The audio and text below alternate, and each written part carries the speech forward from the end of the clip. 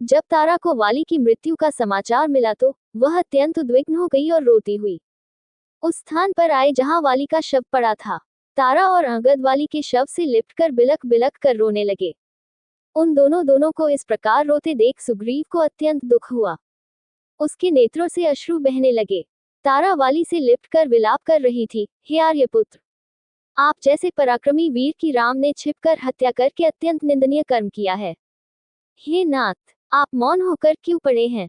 आप अपने पुत्र अंगद को किसके सहारे छोड़ गए? देखिए वह किस प्रकार से बिलक बिलक कर रो रहा है। हे आर्यपुत्र, आज आप ऐसे निर्मोही कैसे हो गए? हे स्वामी, आप मुझे और अंगद को किसके भरोसे छोड़े जा रहे हैं? सुग्रीव, आज तुम्हारा मनोरथ सफल हो गया। अब आनंद से राज्य का सुख भोगो। आज मेरे पास पुत्र, ऐश्वर्य सब कुछ होते हुए भी मैं विधवा के नाम से पुकारी जाकर संसार में तिरस्कृत जीवन व्यतीत करूंगी। पुत्र अंगद, अपने धर्म प्रेमी पिता का अंतिम दर्शन कर लो। यमलोक को जाते हुए अपने पिता का हाथ जोड़कर अभिवादन करो। देखो स्वामी, आपका पुत्र हाथ जोड़कर आपके सामने खड़ा है। उसे आशीर्वाद क्यों नहीं देते? आज आपने इस युद्धरूपी यज्ञ में मेरे बिना कैसे भाग लिया? बिना अर्धांगिनी के तो कोई यज्ञ पूरा नहीं होता। इस प्रकार तारा नाना प्रकार से विलाप करने लगी। वाली के वानर सरदारों ने बड़ी कठिनाई से उसे शव से अलग किया। धनुष धारण किए राम को देखकर तारा उनके पास आकर बोली, हे अमल कमल दल लोचन राम, आप वीर, तेजस्वी, धर्मात्मा और महान दानवीर हैं। मैं आपसे एक दान मांगती हूँ।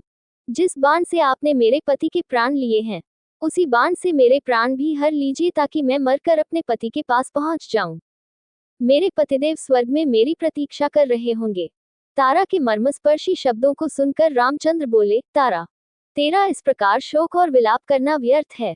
सारा संसार परमात्मा के द्वारा बनाए गए विधान के अनुसार चलता है। विधाता की ऐसी ही इच्छा थी, ये सोचकर तुम धैर्य धारण करो। अंगद की कोई चिंता मत करो, वह आज से इस राज्य का युवराज होगा। तुम्हारा पति वीर था, वह युद्ध करते हुए वीरगति को प्राप्त हुआ है। ये तुम्हारे लिए गौरव की बात है। शोक तज कर रोना बंद करो। रोने से दिवंगत आत्मा को कष्ट पहुंचता है। इस प्रकार राम ने तारा को अनेक प्रकार से धैर्य बंधाया।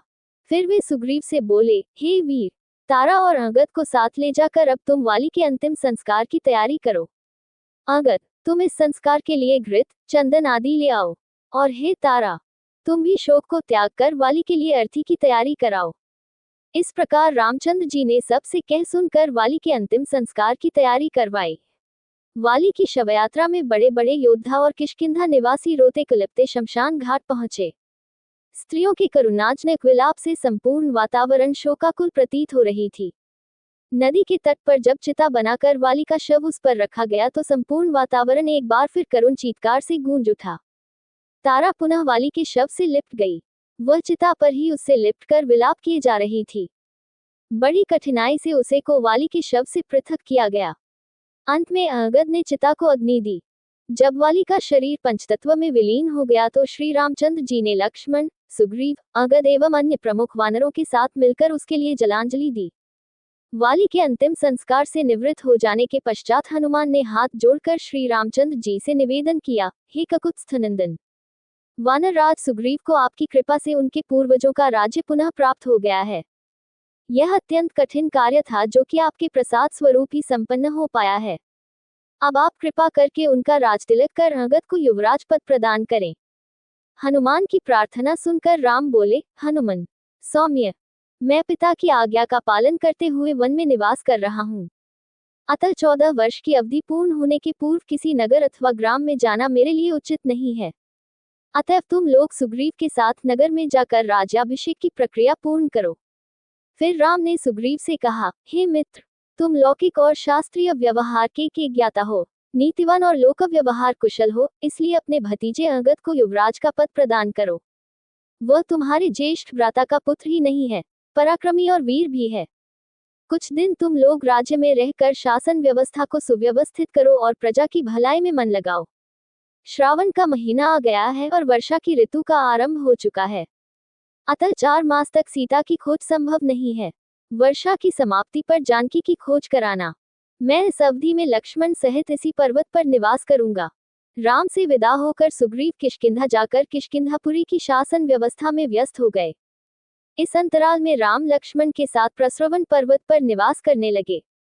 एक सुरक्षित कंदरा को कुटिया का रूप देकर वे लक्ष्मण से बोले, हे भाई, हम वर्षा ऋतु यही व्यतीत करेंगे। वृक्षादि से सुशोभित ये पर्वत अत्यंत रमणीक है। इस गुफा के निकट ही सरिता के प्रवाहित होने के कारण ये स्थान हमारे लिए और भी सुविधाजनक रहेगा। यहाँ से किष्किंधा भी अधिक दूर नहीं है, किंतु इस शांतिप्रद वातावरण में भी जानकी का वियोग मुझे दुखी कर रहा है। उसके बिना मेरे हृदय में भयंकर पीड़ा होती है। इतना कहकर वे शोक में डूब गए। अपने अग्रज को शोकातुर देखकर लक्ष्मण बोले, हे वीर, इस प्रकार व्यथित होने से कोई लाभ नहीं है। शोक से तो उत्साह नष्ट होता है, और उत्साहहीन हो जाने पर रावण से हम कैसे प्रतिशोध ले सकेंगे। इसलिए आप धैर्य धारण कीजिए। हम रावण को मारकर भाभी को अवश्य मुक्त कराएंगे। केवल कुछ दिनों की बात और है। लक्ष्मण के वचनों से राम ने अपने हृदय को स्थिर किया और वे प्रकृति की शोभा निहारने लगे। थोड़ी देर तक वे वर्षाकालीन प्राकृतिक दृश्यों का अवलोकन करते रहे। फिर लक्ष्मण से बोले, हे लक्ष्मण, देखो इस वर्षा ऋतु में प्रकृति कितनी सुंदर प्रतीत होती है। ये दीर्घाकार मेघ पर्वतों का रूप धारण किए आकाश में दौड़ रहे हैं। इस वर्षा ऋतु में ये मेघ अमृत की वर्षा करेंगे। उस अमृत से भूतलवासियों का कल्याण करने वाली नाना प्रकार की औषधियां, वनस्पति, अन्न आदि उत्पन्न होंगे। इधर इन बादलों को देखो, एक के ऊपर एक खड़े हुए ये ऐसे प्रतीत होते हैं मानो प्रकृति ने सूर्य तक पहुंचने के लिए इन कृष्ण श्वेत सीढ़ियों का निर्माण किया है। शीतल, मंद, सुगंधित समीर हृदय को किस प्रकार प्रफुल्लित करने का प्रयत्न कर रही है, किंतु विरहीजनों के लिए यह अत्यधिक दुखदायी भी है। उधर पर्वत पर से जो जलधारा बह रही है, उसे देखकर मुझे ऐसा आभास होता है कि सीता भी मेरे वियोग में इसी प्रकार अश्रुधारा बहा रही होगी। इन पर्वतों को देखो, इन्हें देखकर लगता है जैसे ब्रह्मचारी बैठे हों। ये काले काले बादल इनकी मृगछालाएं हों, नद नाले इनके यज्ञोपवीत हों और बादलों की गंभीर गर्जना वेदमंत्रों का पाठ हो। कभी कभी ऐसा प्रतीत होता है कि ये बादल गरज नहीं रहे हैं, अपितु बिजली के कोड़ों से प्रताड़ित होकर पीड़ा से कराहते हुए आर्तनाद कर रहे हैं। काले बादलों में चमकती हुई बिजली ऐसी प्रतीत हो रही है मानो राक्षसराज रावण की गोद में मूर्छित पड़ी जानकी हो। हे लक्ष्मण, जब भी मैं वर्षा के दृश्यों को देखकर अपने मन को बहलाने की चेष्टा करता हूँ, तभी मुझे सीता का स्मरण हो आता है। ये देखो, काले मेघों ने दसों दिशाओं को अपनी काली चादर से इस प्रकार आवृत कर लिया है, जैसे मेरे हृदय की समस्त भावनाओं को जानकी के वियोग ने आच्छादित कर लिया है। दोस्तों, आगे की कथा सुनने के लिए अगला वीडियो जरूर देखें और वीडियो को लाइक करें, शेयर करें और यदि आप हमारे चैनल पर नए हो तो हमारे चैनल को सब्सक्राइब जरूर करें। धन्यवाद।